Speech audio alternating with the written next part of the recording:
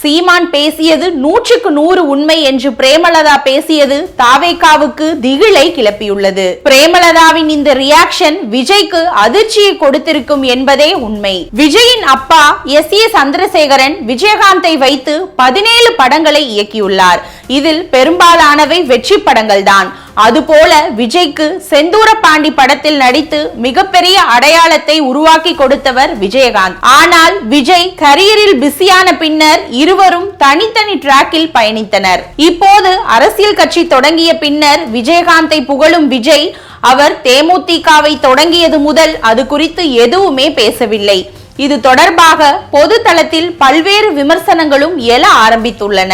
தாவேகாவின் முதல் மாநாட்டில் எதுவும் பேசாமல் இப்போது விஜயகாந்த் குறித்து விஜய் பேசியதற்கு பின்னால் 3 காரணங்கள் உள்ளன.